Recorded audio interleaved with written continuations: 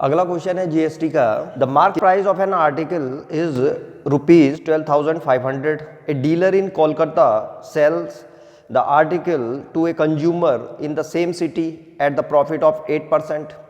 If the rate of GST is 18%, find number 1 the selling price excluding tax of the article.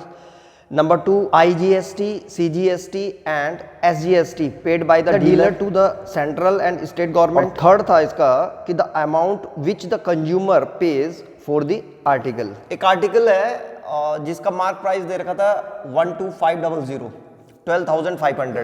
Kolkata का एक dealer था, उसने उसी city same city में बेचा, यानी कि कोलकाता में बेच दिया. तो सबसे पहले जो पहला क्वेश्चन है उसमें एसपी निकालनी है हमको, एक्सक्लूडिंग टैक्स. ये जो मार्क प्राइस है यही जो है कॉस्ट प्राइस है. तो यहाँ पे हम लिखेंगे कि भाई सीपी तो हो गई कितनी, जो मार्क प्राइस है उसी पे वही कॉस्ट प्राइस हो गई. तो 12,500 ये तो हो गया हमारा सीपी. अब कितना परसेंटेज प्रॉफिट हुआ उसको, तो यहाँ पे परसेंटेज प्रॉफिट जो था वो 8% दे रखा था. तो हमको क्या निकालना है, एसपी. तो एसपी निकाल देते हैं, सेलिंग प्राइस. तो सेलिंग प्राइस निकालने के लिए हम क्या करेंगे कि वही जो फॉर्मूला होता है सेलिंग प्राइस का, सेलिंग प्राइस का जो फॉर्मूला होगा वो सीपी और यहाँ पे आ जाएगा हमारे पास 100 प्लस परसेंटेज प्रॉफिट अपॉन 100, ऐसे करके निकाल देंगे इसको. तो इज इक्वल टू सीपी हमारे पास 12,500 और परसेंटेज प्रॉफिट है 8%. तो यहाँ पे आ जाएगा 100 प्लस 8 और अपॉन 100. ये फॉर्मूले पे रख दिया हमने इसको. तो ये आ जाएगा 12,500 मल्टीप्लाइड बाय 108 अपॉन 100. और यहाँ क्या होगा, ये 100 से ये 2 0 कैंसिल हो गए. तो ये सेलिंग प्राइस आ रही है.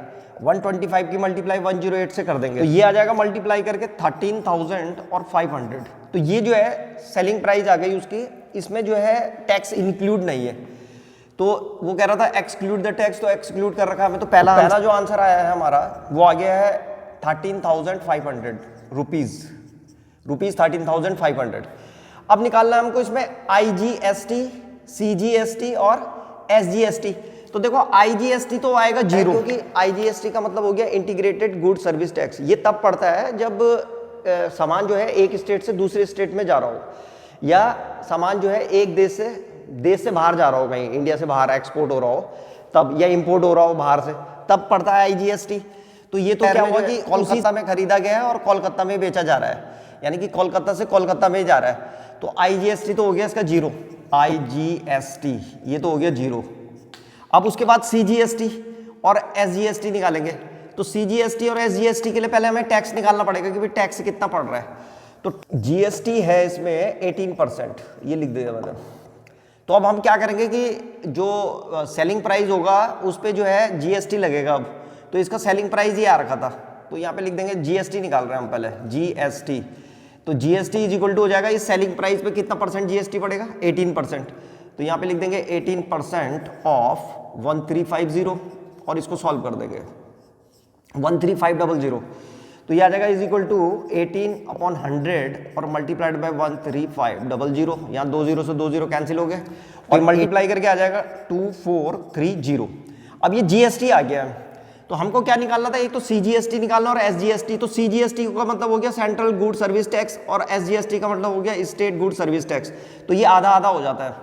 तो यहाँ पे लिख देंगे हम देयरफॉर सीजीएसटी, सीजीएसटी इसका आधा कर दो तो 2430 और अपॉन 2. तो ये हो जाएगा हमारे पास 2 1 2 2 2 4 और 2 1 2 2 5 10. और एसजीएसटी, एसजीएसटी भी इतना ही आएगा, इसी को 2 से डिवाइड करना था. आधा भाई 2430 पूरा का पूरा पैसा टैक्स कलेक्ट हुआ है, आधा जो है स्टेट गवर्नमेंट को जाएगा और आधा सेंट्रल गवर्नमेंट को. तो सेंट्रल गवर्नमेंट को 1215 चला गया, ऐसे ही स्टेट गवर्नमेंट को भी 1215 1215 रुपीज चला जाएगा. तो ये दोनों आ गए हैं, सीजीएसटी भी आ गया, एसजीएसटी भी आ गया और आईजीएसटी जीरो आ गया था पहले ही. अब the amount paid by the consumer. अब कंज्यूमर कितना अमाउंट पेड करेगा, तो भाई कंज्यूमर जो है, एक तो जो उसने ये जो सेलिंग प्राइस है, ये सेलिंग प्राइस किसके लिए थी, डीलर के लिए. डीलर ने कंज्यूमर को इतने का बेचा और कंज्यूमर ने ये पैसा भी दिया होगा और प्लस जो है उसने क्या दिया होगा, ये टैक्स. तो बस यहाँ पे लिख देंगे हम, यहीं पे सॉल्व कर रहे हैं इसको. The amount paid by the consumer is equal to 13500. ये एक तो ये देगा वो, ये उसके लिए कॉस्ट प्राइस है और प्लस टैक्स. टैक्स कितना पेड हुआ, दोनों एसजीएसटी सीजीएसटी सब वही देता है 2430. तो यहाँ पे लिख देंगे 2430 और इन दोनों को ऐड कर देंगे। तो ये ऐड करके आ जाएगा हमारे पास 0 और 3 4 5 9 हो गया और 3 और 2 5 हो गया ये। तो उसने जो टोटल अमाउंट दिया होगा उस आर्टिकल के लिए वो है 15,930 रुपीज़। तो ये तीसरा आंसर है, थर्ड का आंसर है।